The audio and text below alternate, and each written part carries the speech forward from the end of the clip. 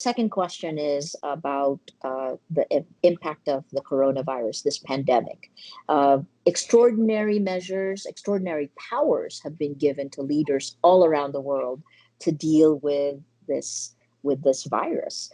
How do we get that power back? How will the people get that power back, given that fear is driving this now? Fear and real fear, right, for our lives.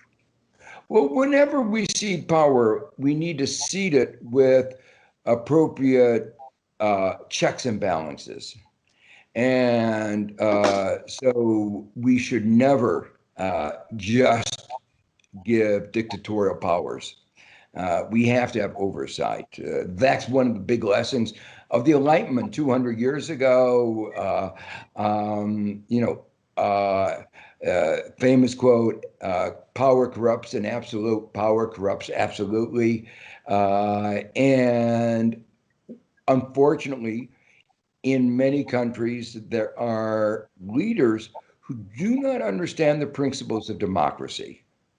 The United States has a leader now who does not understand the roles of checks and balances, separation of powers, independent bureaucracies, of judges, the role of an independent media.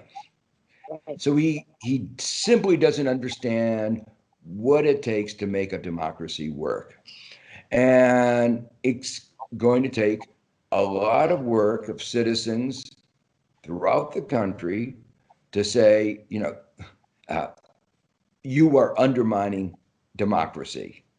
And, it's been you might call it a civic lesson, but one that we are learning at great cost and in a way dividing our society. But the U.S. is lucky in having strong institutions Institutions. that are fighting back. A lot of people who are very committed to fighting back. And even with all his powers, he doesn't have the power to go after them in the way that he might like to. Other countries, there are not so lucky. And so it will be a struggle. I think the media is going to have to play an extraordinarily important role in that struggle because some of these erosions of democracy, as you say, happen gradually and almost naturally. When you have a pandemic, you want a czar. You want somebody to take charge. And in a way, the irony in the United States is where in those areas where we needed somebody to take charge, like making sure everybody had a mask, making sure that there were tests, our demagogue president didn't do anything. So where there would have been an advantage for strong but limited action, it wasn't taken. And the dangers are, and the virtue, the dangers of not having a free press, and the virtues of having a free press are illustrated what happened just in the last few days. The president reflected that disinfectants kill viruses and suggested, well, maybe there's some way of getting that disinfectant inside of you to kill the virus inside of you.